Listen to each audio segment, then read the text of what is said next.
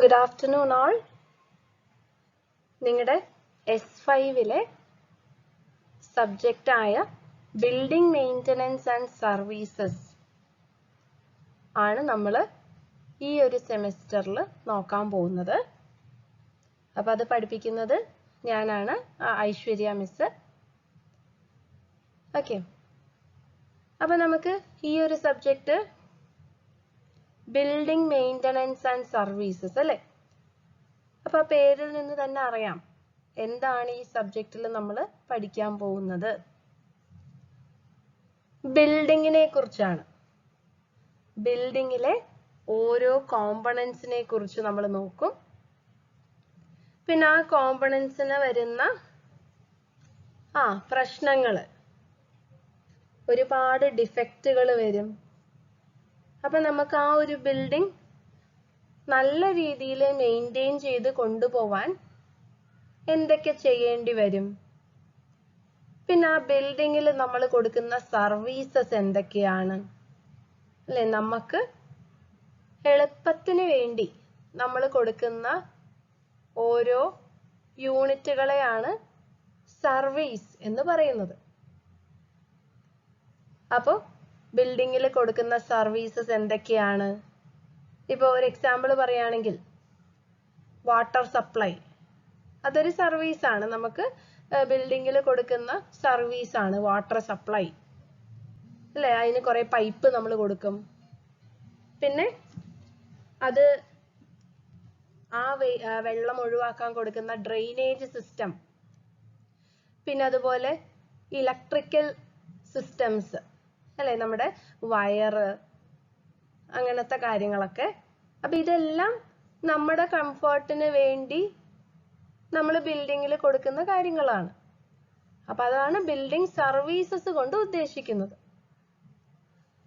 അപ്പോൾ ഈ സർവീസുകളെ കുറിച്ചും പിന്നെ അതുപോലെ ബിൽഡിങ്ങിൽ വരാവുന്ന പ്രശ്നങ്ങൾ, അതെങ്ങനെ നമുക്ക് നല്ല രീതിയിൽ മെയിൻറ്റെയിൻ ചെയ്യാം. അതായത് ഇപ്പം ക്രാക്ക് അല്ലേ, പിന്നെ അതുപോലെ കൊറോഷൻ, അങ്ങനെ ഒരുപാട് പ്രശ്നങ്ങൾ ബിൽഡിങ്ങിൽ സംഭവിക്കാം. ഓരോ കോമ്പണൻസിനും കേടുപാടുകൾ വരാം അല്ലേ?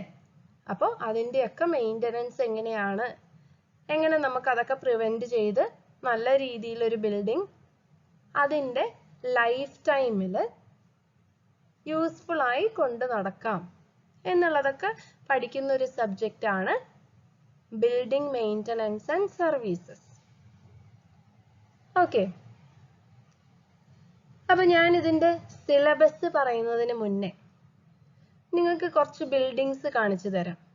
അതിൻ്റെ പ്രത്യേകതകൾ കാണാം. നമുക്ക് ഓരോ സ്ട്രക്ചറിൻ്റെ പ്രത്യേകതകളൊന്ന് കാണാം. അപ്പം നമ്മൾ ആദ്യം നോക്കുന്ന ഒരു സ്ട്രക്ചർ, ഇതേതാണ് സ്ട്രക്ചർ?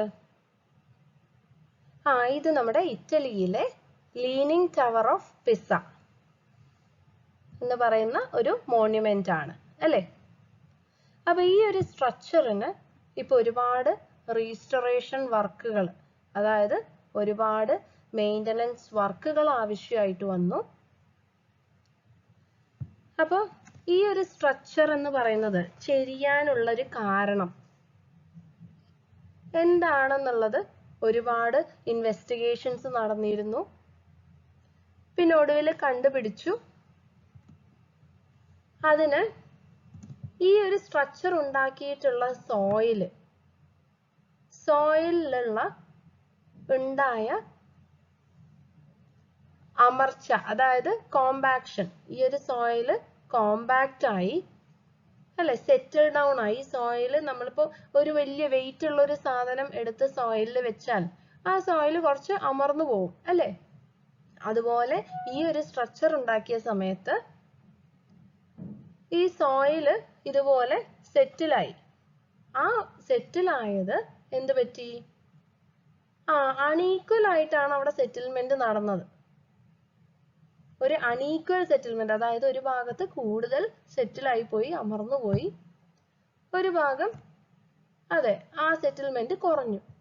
അങ്ങനത്തെ ഒരു ഡിഫറൻസ് കാരണമാണ് ഈ ഒരു ലീനിങ് ടവർ എന്ത് പറ്റിയത്? ചെരിഞ്ഞു പോയത്. ഏകദേശം 4 to 5 ഡിഗ്രിയോളം ഈ ഒരു ടവർ ചെരിഞ്ഞു നിൽക്കുകയാണ്. അപ്പൊ അതിന് കാരണം എന്ന് പറയുന്നത് ആ ഒരു സോയിലുണ്ടായ കോമ്പാക്ഷൻ ആണ്. ആ സോയിൽ കോമ്പാക്ഷൻ ഒരുപോലെ നടക്കാത്തത് കൊണ്ടാണ് എന്ത് പറ്റിയത്? ഈ ഒരു ടവർ ചെരിയാൻ കാരണം.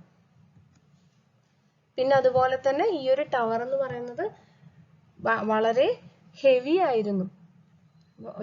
വളരെ ഹെവി സ്ട്രക്ചർ ആയതുകൊണ്ടാണ് കൊണ്ടും കൂടെ എന്ത് പറ്റി? ഇതിനെ ശ്രദ്ധിക്കേണ്ടതായിട്ട് വന്നു. അപ്പോൾ ഇതിന് ഒരുപാട് മെയിൻ്റനൻസ് വർക്കുകൾ ഇപ്പൊ നടക്കുന്നുണ്ട്. പിന്നെ അതുപോലെ വേറൊരു സ്ട്രക്ചർ ആണ് നമ്മുടെ കേരളത്തിലുള്ളൊരു സ്ട്രക്ചറാണ് പാലാരിവട്ടം ഫ്ലൈ ഓവർ. ന്യൂസിലൊക്കെ ഒരുപാട് വന്നതാണ് അല്ലേ? പാലാരിവട്ടം ഫ്ലൈ ഓവർ അത് ഉണ്ടാക്കി ആകെ 3 കൊല്ലേ അത് ശരിക്കൊന്ന് യൂസ്ഫുൾ ആയിട്ട് നമ്മൾ ഉപയോഗിച്ചിട്ടുള്ളൂ. പിന്നെ അത് കഴിഞ്ഞപ്പോൾ എന്ത് പറ്റി? അതില് ക്രാക്സ് വന്നു തുടങ്ങി. ഇതാണ് പാലാരിവട്ടം ഫ്ലൈ ഓവർ. അപ്പോൾ വലിയ വലിയ ക്രാക്സ് കാണാൻ തുടങ്ങി. ഈ ക്രാക്ക് വന്നത് അതിന്റെ പിയറിലാണ്. പിയർ എന്ന് പറയുമ്പോൾ നമ്മൾ ഈ ഒരു ഫ്ലൈ ഓവറിന് കൊടുക്കുന്ന വലിയ തൂണ് കണ്ടിട്ടില്ലേ? വലിയ വലിയ തൂണ്. അതിന്റെ മുകളിലാണ് അത് സപ്പോർട്ട് ചെയ്ത് നിൽക്കുന്നത് അല്ലേ? ആ പിയറിലാണ് ക്രാക്ക് വന്നത്. പിന്നെ അത് കഴിഞ്ഞ് പിന്നെ അത് ഇൻസ്പെക്ട് ചെയ്യാൻ വേണ്ടി ഫ്ലൈ ഓവർ ഇൻസ്പെക്ട് ചെയ്യാൻ വേണ്ടി വന്ന ടീമാണ് ഈ ഒരു ഫിഗറിൽ കാണിച്ചിട്ടുള്ളത്. ഇതാരാണ്? നമ്മുടെ ഇ ശ്രീധരൻ അല്ലേ? മെട്രോമാൻ എന്നറിയപ്പെടുന്ന ഇ ശ്രീധരനാണ്. പിന്നെ ഇൻസ്പെക്ഷൻ ടീം വന്നു. ഇപ്പോഴും അതൊരു വലിയ ഇഷ്യൂ ആയി തന്നെയാണ് കിടക്കുന്നത് അല്ലേ? നമ്മുടെ പാലാരിവട്ടം ഫ്ലൈ ഓവർ വലിയൊരു ഇഷ്യൂ ആയിട്ട് തന്നെയാണ് ഇപ്പോഴും കിടക്കുന്നത്. പിന്നെ അതുപോലെ ഒരു റോഡിന്റെ ചിത്രമാണ് കാണിച്ചിട്ടുള്ളത്. കണ്ടില്ലേ? നമ്മുടെ കേരളത്തിലെ പ്രളയം കാരണം അല്ലേ? വെള്ളം കുത്തിയൊലിച്ച് എന്ത് സംഭവിച്ചു? ഈ റോഡിന്റെ ഫൗണ്ടേഷൻ തന്നെ ഒലിച്ചുപോയി. അപ്പൊ ഈ റോഡ് തന്നെ അവിടുന്ന് പോയി അല്ലേ? അപ്പൊ അതൊക്കെ നമ്മുടെ സ്ട്രക്ചറൽ ഡിഫക്റ്റുകളാണ്. അതായത് കൺസ്ട്രക്ട് ചെയ്യുമ്പോൾ വന്ന സ്ട്രക്ചറൽ ഫെയിലിയറുകളാണ് ഈ കാണിച്ചിട്ടുള്ളത്. പിന്നെ അതുപോലെ പാലം പൊട്ടുക അല്ലേ? അതും ഇതുപോലെ ഈ ഒരു പിയർ നമ്മൾ ഉണ്ടാക്കുന്ന ആ പിയർ സ്ട്രോങ് അല്ലെങ്കിൽ എന്ത് പറ്റും? വെള്ളത്തിന്റെ കുത്തിയൊലിപ്പ് കാരണം ഒരു പിയർ അതിന്റെ ഫൗണ്ടേഷൻ ഒലിച്ചു പോകും. പിന്നെ അതുപോലെ ഒരുപാട് ഫെയിലിയർ കേസസ് വരാം. അതായത് ഇപ്പൊ ഈ ഒരു കേസിൽ ലോഡ് കൂടിയപ്പോ എന്ത് സംഭവിച്ചു? നമ്മൾ സൈഡില് കൊടുത്ത കോൺക്രീറ്റ് അതങ്ങ് 2 സൈഡിലേക്കായി അങ്ങ് നീങ്ങിപ്പോയി. അങ്ങനെ ഇവിടെ ഒരു സ്ട്രക്ചറൽ ഫെയിലിയർ നടന്നു. പിന്നെ അതുപോലെ കൊറോഷൻ കണ്ടില്ലേ? സ്ട്രക്ചേഴ്സിലൊക്കെ കൊറോഷൻ സംഭവിക്കുക, തുരുമ്പിക്കുക അല്ലേ? അയൺ കണ്ടന്റ് വരുന്ന കോമ്പണൻസിനൊക്കെയാണ് നമുക്ക് കൊറോഷൻ സംഭവിക്കുന്നത്. പിന്നെ അതുപോലെ ഇത് നിങ്ങൾക്ക് അറിയാവുന്ന ഒരു സ്ട്രക്ചറാണ്. എന്താണ്? താജ്മഹൽ അല്ലേ? താജ്മഹലിൽ ഇപ്പോ പണ്ട് നല്ല മാർബിളിന്റെ നല്ല വെളുത്ത നിറത്തിലുള്ള താജ്മഹല് ഇപ്പൊ എങ്ങനെയായി? മഞ്ഞിച്ചു അല്ലേ? അതിന്റെ കാരണം എന്താണ്? ആസിഡ് റെയിൻ അല്ലേ? താജ്മഹലിന്റെ ബാക്കില് ഒരുപാട് ഇൻഡസ്ട്രീസ് ഉണ്ട്. അതിന് ചുറ്റുവട്ടത്തായി ഒരുപാട് ഇൻഡസ്ട്രീസ്, ഫാക്ടറീസ് ഒക്കെ ഉണ്ട്. അപ്പൊ ഈ ഫാക്ടറീസിൽ നിന്നൊക്കെ വരുന്ന പുറത്ത് വിടുന്ന സ്മോക്ക് അതിലടങ്ങിയിട്ടുള്ള അയൺ ഓക്സൈഡ്, സൾഫർ അല്ലേ? പിന്നെ കാർബൺ, അങ്ങനെ ഒരുപാട് എലമെന്റ്സ് എന്ത് ചെയ്യും? നമ്മുടെ മഴവെള്ളവുമായി റിയാക്ട് ചെയ്ത് ആസിഡായി മാറും അല്ലേ? നമ്മുടെ റിയാക്ഷൻസ്, കെമിസ്ട്രിയിലൊക്കെ പഠിച്ച റിയാക്ഷൻസ്. അപ്പൊ അങ്ങനെ റിയാക്ട് ചെയ്ത് വെള്ളം ആസിഡായി മാറും. അപ്പൊ ഈ ആസിഡ് റെയിൻ ആണ് താജ്മഹലില് വരുന്നത്. എപ്പോഴും അല്ല, പക്ഷെ ചെറിയ തോതിൽ. അത് ഒരുപാട് കൊല്ലങ്ങൾക്ക് ശേഷം വന്ന മാറ്റാണ് എന്ത്? ആ ഒരു കളറ് മാറ്റം അല്ലേ? അപ്പൊ അതും ഒരു രീതിയിലുള്ള ബിൽഡിംഗ് ഡിഫക്റ്റ് ആണ്. പിന്നെ അതുപോലെ ബിൽഡിങ്സിൽ ക്രാക്ക് സംഭവിക്കുക. ആദ്യം നമ്മൾ ചെറിയൊരു ക്രാക്ക് ആയിരിക്കും കാണുന്നത്. പിന്നീട് ആ ക്രാക്ക് വലുതായി ആ ബിൽഡിംഗ് തന്നെ പൊട്ടാൻ സാധ്യതയുണ്ട് അല്ലേ? അപ്പൊ ഇതെല്ലാം ഒരുപാട് ബിൽഡിംഗ് ഫെയിലിയറിന്റെ ടൈപ്സ് ഓഫ് ഫെയിലിയർ ആണ്. അപ്പോ നമുക്ക് ഈ ബിൽഡിങ്സിനെ കുറിച്ച് നമ്മൾ ഒരുപാട് പറഞ്ഞു അല്ലേ? ഈ പേര് നിങ്ങൾ എവിടെയെങ്കിലും കേട്ടിട്ടുണ്ടോ? കേൾക്കാൻ സാധ്യത കുറവാണ്. ഇംഹോടെപ്. ഇയാളാണ് ഫസ്റ്റ് സ്ട്രക്ചറൽ എഞ്ചിനീയർ ആയി കണക്കാക്കുന്നത്. ഫസ്റ്റ് സ്ട്രക്ചറൽ എഞ്ചിനീയർ ആണ് ഇംഹോടെപ്. ആള് ഈജിപ്തുകാരനാണ്. ഈജിപ്തിലെ ഒരു ബിൽഡർ ആയിരുന്നു. ഓക്കെ. പിന്നെ അതുപോലെ നമ്മുടെ ഇന്ത്യയിലെ നമ്മൾ സെലിബ്രേറ്റ് ചെയ്യുന്ന എഞ്ചിനീയേഴ്സ് ഡേ എന്നാണ്? എഞ്ചിനീയേഴ്സ് ഡേ സെപ്റ്റംബർ 15 അല്ലേ? ഈ സെപ്റ്റംബർ 15 ആരുടെ ഇൻ ഓണർ ഓഫ് ആരുടെ ബർത്ത്ഡേ ആണ് നമ്മൾ എഞ്ചിനീയേഴ്സ് ഡേ ആയി സെലിബ്രേറ്റ് ചെയ്യുന്നത്? വിശ്വേശ്വരയ്യ അല്ലേ? മോക്ഷകുണ്ടം വിശ്വേശ്വരയ്യ അല്ലേ? അപ്പൊ അങ്ങനെ ഒരുപാട് വലിയ വലിയ എഞ്ചിനീയർമാര് അവര് തുടങ്ങി വെച്ചതാണ് എന്ത്? എങ്ങനെ നമ്മളിപ്പോ കാണുന്ന വലിയ വലിയ സ്ട്രക്ചേഴ്സും എല്ലാം വരാനുള്ള കാരണം ഇവരെല്ലാമാണ് അല്ലേ? വിശ്വേശ്വരയ്യക്ക് അന്ന് തന്നെ, അതായത് 1955 തന്നെ ഭാരത് രത്ന കിട്ടിയ ഒരു വ്യക്തിയാണ് വിശ്വേശ്വരയ്യ. അതുകൊണ്ടാണ് അദ്ദേഹത്തിന്റെ പേരിൽ നമ്മൾ എഞ്ചിനീയേഴ്സ് ഡേ സെലിബ്രേറ്റ് ചെയ്യുന്നത് അല്ലേ? പിന്നെ അതുപോലെ ആരാണ് the father of civil engineering? ആരാണ്? ജോൺ സ്മീറ്റൺ അല്ലേ? ജോൺ സ്മീറ്റൺ ആണ് father of civil engineering. John Smeaton അദ്ദേഹമാണ് എന്തുണ്ടാക്കിയത്? നമ്മുടെ ലൈറ്റ് ഹൗസ് അല്ലേ? ആളൊരു ബ്രിട്ടീഷുകാരനാണ്. പിന്നെ ഇദ്ദേഹമാണ് നമ്മുടെ ഈ ലൈം കോൺക്രീറ്റിൽ ഉപയോഗിക്കുന്ന ഒരു ഫിനോമിനൻ, ഒരു മെത്തേഡ് കൊണ്ടുവന്നത്. ഓക്കെ. അപ്പൊ ഇതൊക്കെയാണ് കുറച്ചൊരു ഇൻട്രൊഡക്ഷൻ എന്ന രീതിയിൽ പറയാനുള്ളത്. ഇനി നമുക്ക് എന്താണ് ഒരു സ്ട്രക്ചർ എന്നുള്ളത് നോക്കാം. നമുക്ക് നമ്മുടെ സബ്ജക്റ്റിലേക്ക് കിടക്കാം. അപ്പോ ഒരു സ്ട്രക്ചർ എന്ന് പറഞ്ഞാൽ it is the assemblage of number of components like slab, beams, columns and foundations which remain in equilibrium. അതായത് സ്ലാബ്, ബീം, കോളംസ്, ഫൗണ്ടേഷൻസ് ഇതെല്ലാം ഉൾപ്പെടുന്ന ഒരു സാധനം, അതാണ് സ്ട്രക്ചർ.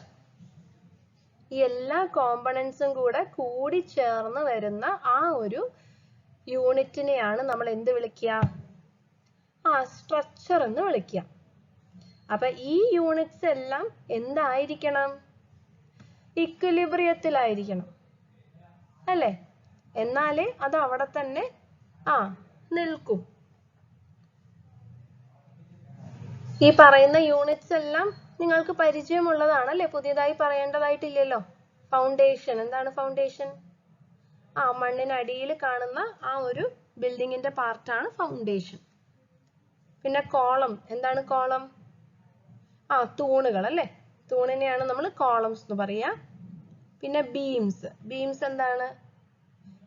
രണ്ട് കോളംസിനെ കണക്ട് ചെയ്തുകൊണ്ട് നമ്മൾ മുകളിൽ കൊടുക്കുന്ന ആ ഒരു ഹൊറിസോണ്ടൽ മെമ്പർ അല്ലെ, ലോഡിനെ നമ്മൾ കോളംസിലേക്ക് കൊടുക്കുന്ന മെമ്പറാണ് ബീം അല്ലേ? പിന്നെ സ്ലാബ്, ബീമിന്റെ മുകളിൽ റെസ്റ്റ് ചെയ്യുന്ന കോമ്പണന്റ് ആണ് സ്ലാബ്. അപ്പൊ ഇതെല്ലാം ഉൾപ്പെടുന്ന ആ ഒരു യൂണിറ്റിനെയാണ് നമ്മൾ എന്ത് വിളിക്കുക? സ്ട്രക്ചർ എന്ന് വിളിക്കുന്നത്. അപ്പൊ നമ്മുടെ ഒരു സ്ട്രക്ചർ നമ്മൾ ഉണ്ടാക്കാൻ തീരുമാനിച്ചാൽ എന്തൊക്കെയാണ് നമ്മൾ അതിൽ ശ്രദ്ധിക്കേണ്ട കാര്യങ്ങള്? ആദ്യം അനാലിസിസ്, നമ്മൾ ആ ഒരു സ്ട്രക്ചർ എന്തിനു വേണ്ടിയാണ് എന്നുള്ളത് ആദ്യം മനസ്സിലാക്കണം. അതായത് ഇപ്പൊ നമുക്കതൊരു വീടാണോ, അല്ലെങ്കിൽ ഒരു പബ്ലിക് യൂസിന് വേണ്ടിയുള്ള ബിൽഡിംഗ് ആണോ, അല്ലെങ്കിൽ ഒരു മോണ്യുമെന്റ് ആണോ, അങ്ങനെ നമ്മൾ എന്ത് ഉപയോഗത്തിനാണ് നമ്മൾ ഉണ്ടാക്കുന്നത് എന്നുള്ളത് ആദ്യം അനലൈസ് ചെയ്യണം. അതിൽ വരുന്ന ലോഡ് എത്രയായിരിക്കാം എന്നുള്ളതൊക്കെ കണ്ടുപിടിക്കണം.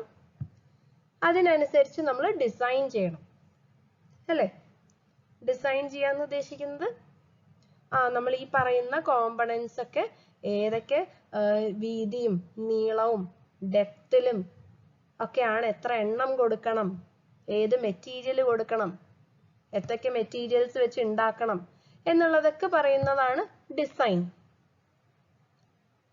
ആ ഡിസൈൻ ചെയ്തതിന് ശേഷം അത് നമ്മൾ സ്ട്രക്ചർ കൺസ്ട്രക്ട് ചെയ്യാൻ തുടങ്ങും അല്ലെ? അതായത് ആ ഒരു സ്ട്രക്ചർ ഉണ്ടാക്കാൻ തുടങ്ങും.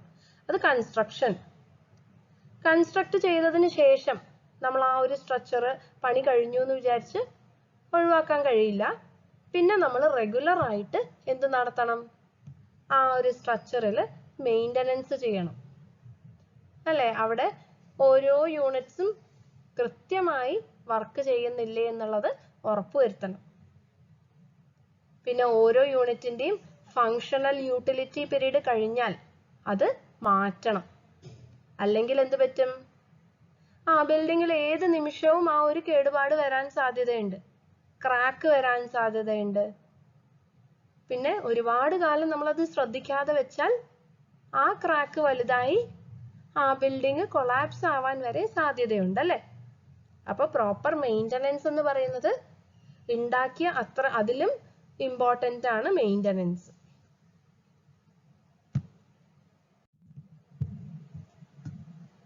അപ്പൊ നമുക്ക് ഈ ഒരു നമ്മുടെ സബ്ജക്റ്റ്, അതായത് ബിൽഡിംഗ് മെയിൻ്റനൻസ് ആൻഡ് സർവീസസ് എന്താണെന്നൊന്ന് നോക്കാം. Building maintenance and services. Building എന്ന് ഉദ്ദേശിക്കുന്നത് എന്താണ്? It is an area that provides a desired controlled or uncontrolled space for a human activity. അതായത് നമുക്ക് നമ്മളുടെ കാര്യങ്ങൾ ചെയ്യാനായി ഉള്ള ഒരു സ്പേസ്, അതാണ് ബിൽഡിംഗ് അല്ലേ?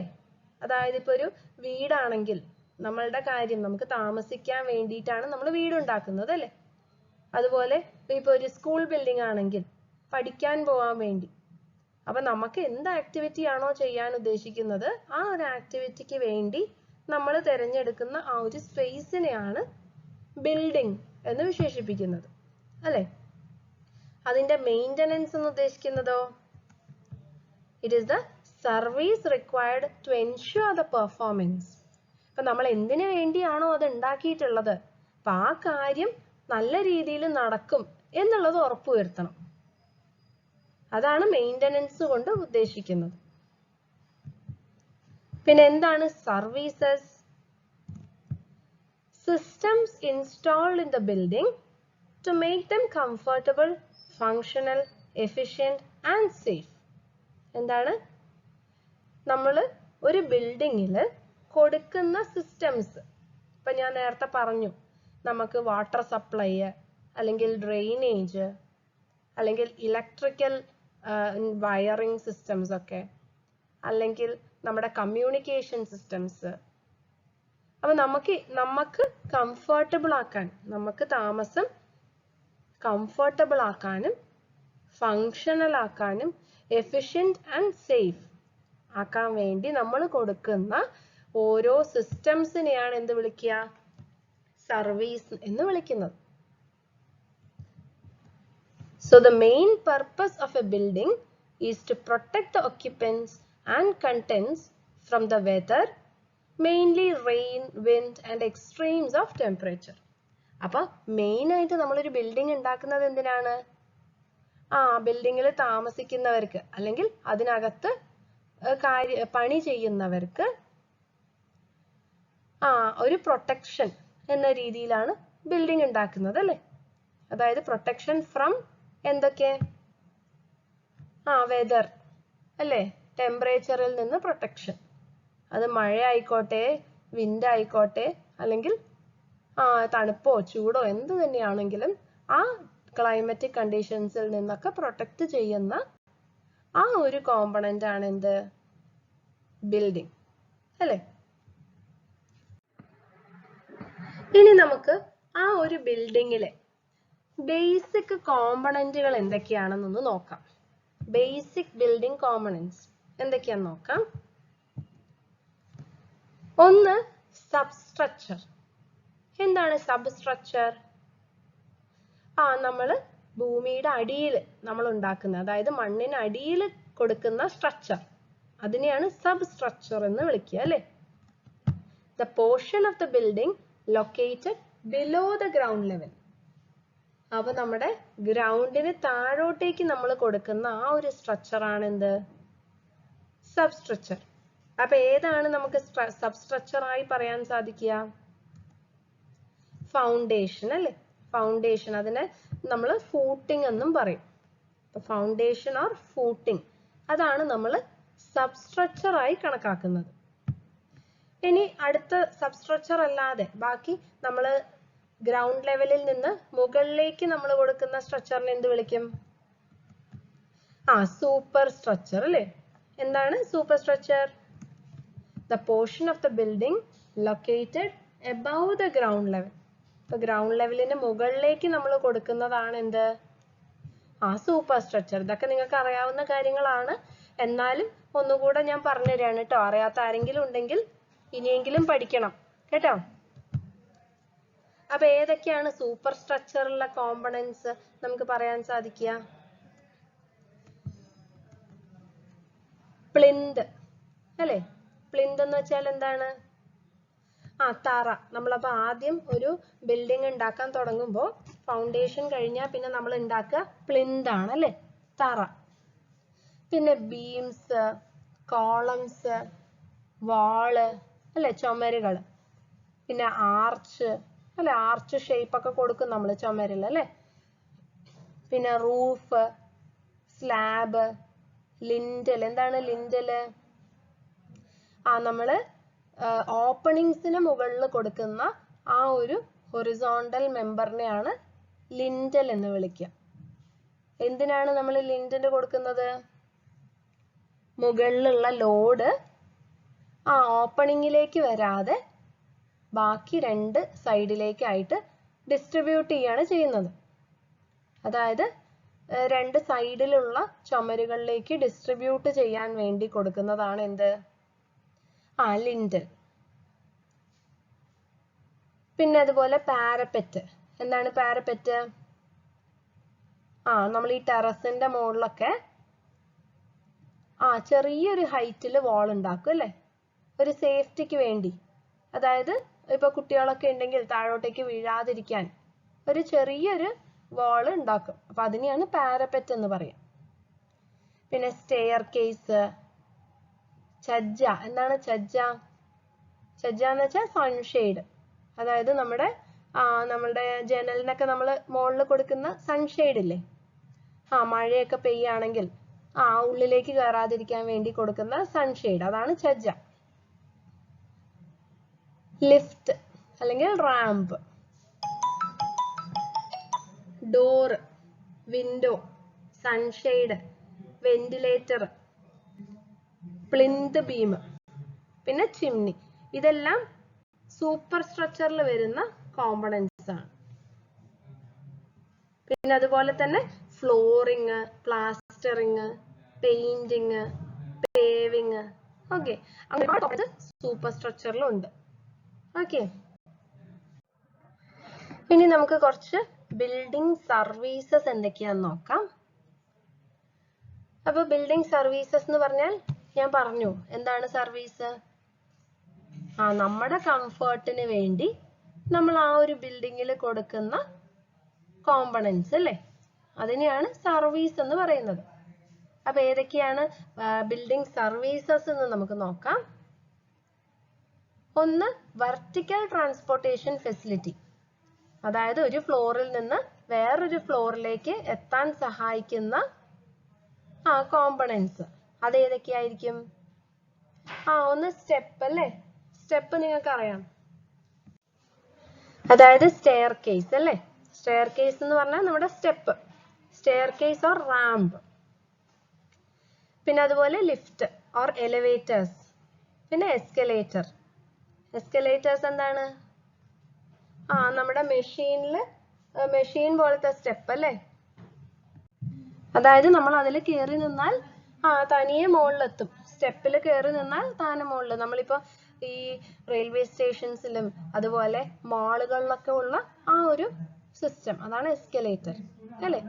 ഇതെല്ലാം വെർട്ടിക്കൽ ട്രാൻസ്പോർട്ടേഷൻ ഫെസിലിറ്റി ആണ്.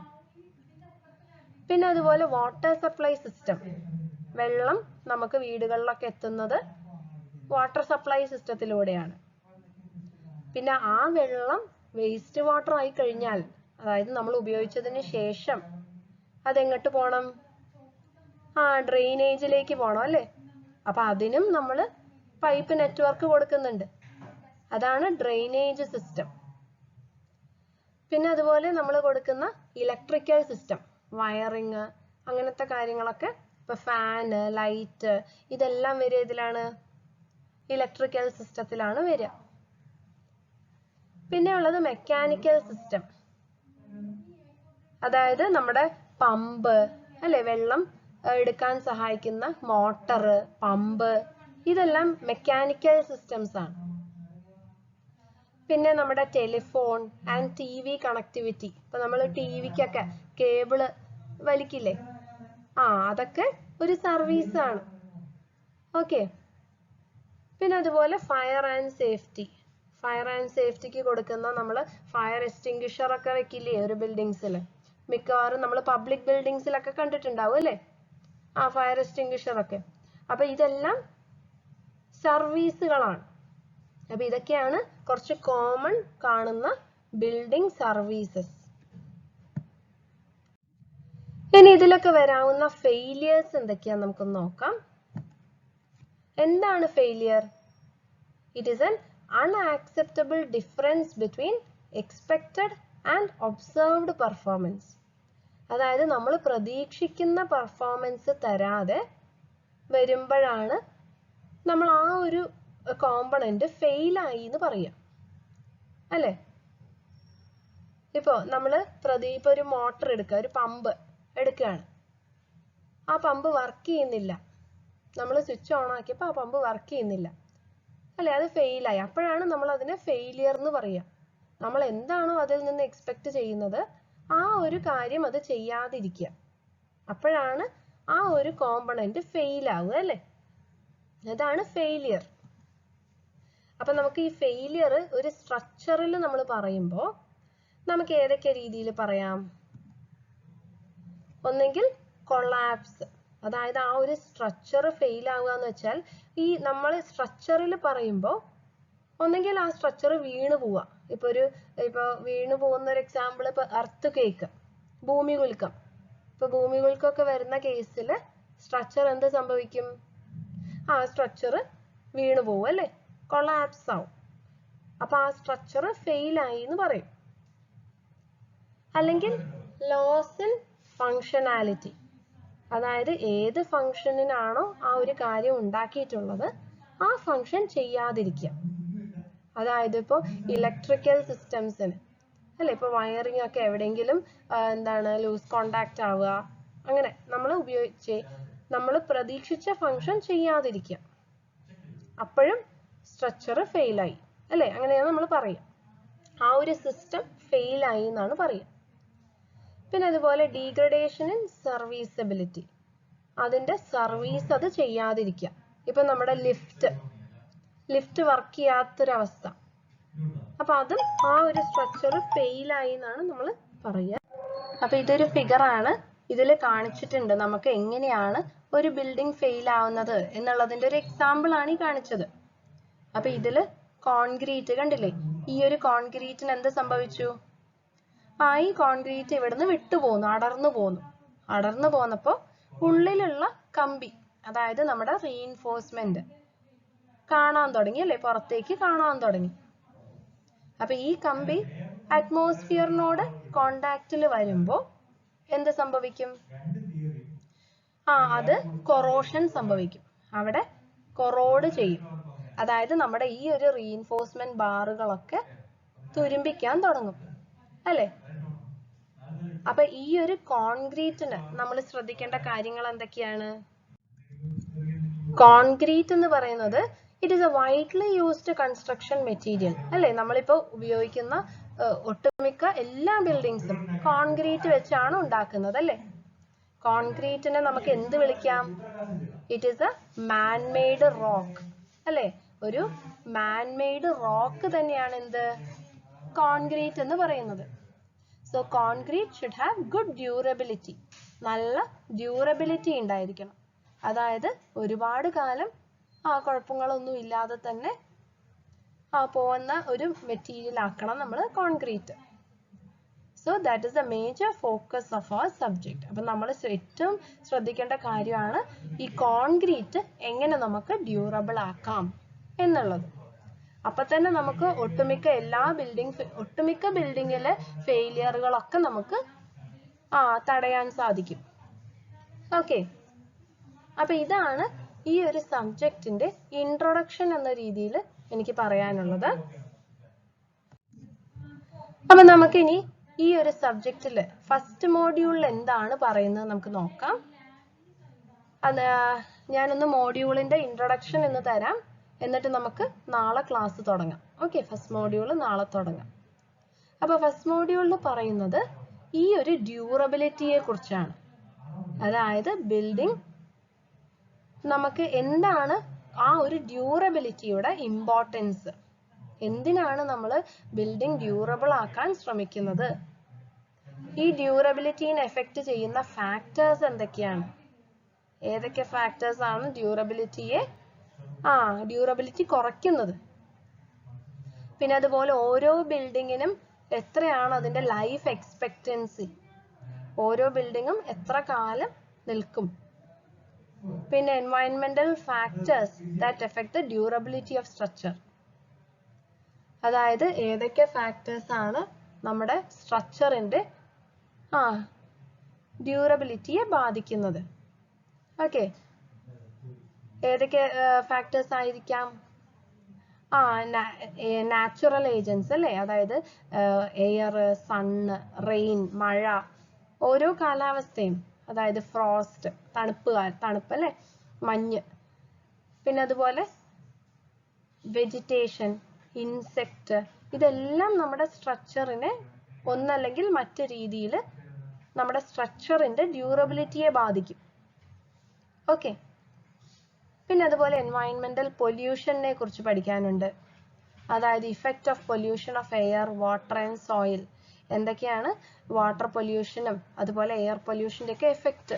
ഇപ്പൊ ഞാൻ നേരത്തെ ഒരു എക്സാമ്പിൾ പറഞ്ഞല്ലോ, നമ്മൾ താജ്മഹൽ കണ്ടില്ലേ, അപ്പൊ ആ ഒരു താജ്മഹലൊക്കെ പോലെ അത് എയർ പൊല്യൂഷൻ കാരണമാണ് താജ്മഹലില് അങ്ങനെ ഒരു അവസ്ഥ വന്നത് അല്ലേ. അപ്പൊ അതുപോലെ ഇഫക്റ്റ് ഓഫ് പൊല്യൂഷൻ, ഓരോന്നും കാരണം നമ്മുടെ ബിൽഡിങ്ങിൽ ഉണ്ടാവുന്ന എഫക്റ്റ് എന്താണ്. പിന്നെ അതുപോലെ ലൊക്കേഷൻ എഫക്റ്റ്, എവിടെയാണ് നമ്മുടെ ബിൽഡിംഗ് ലൊക്കേറ്റ് ചെയ്യുന്നത് എന്നുള്ളതനുസരിച്ചും ബിൽഡിങ്ങിന് ഒരുപാട് ഡ്യൂറബിലിറ്റിയെ ബാധിക്കുന്ന പ്രോബ്ലംസ് ഉണ്ടാവും. ഓക്കെ, അതായത് ഇപ്പൊ ഒരു കടൽ തീരത്ത് ഉള്ളൊരു ബിൽഡിംഗ് ആണെങ്കിൽ ഒരുപാട് സോൾട്ട് ഇൻട്രൂഷൻ വരും അല്ലേ ആ ബിൽഡിങ്ങിലേക്ക്. അപ്പൊ അതൊക്കെ നമ്മുടെ റീഇൻഫോഴ്സ്മെന്റിനെയൊക്കെ ബാധിക്കും അല്ലേ. അപ്പൊ ആ ബിൽഡിങ്ങിന്റെ ഡ്യൂറബിലിറ്റി കുറയും.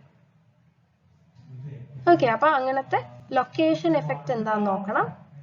പിന്നെ യൂസേജ് ആസ്പെക്ട്, അതായത് നമ്മൾ ആ സ്ട്രക്ചർ എന്ത് യൂസിന് വേണ്ടിയാണോ ഉപയോഗിക്കുന്നത്.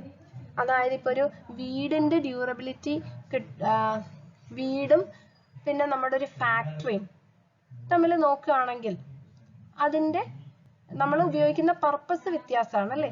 അപ്പൊ അതിനനുസരിച്ചും നമ്മുടെ ബിൽഡിങ്ങിന്റെ ഡ്യൂറബിലിറ്റിയിൽ മാറ്റം വരും.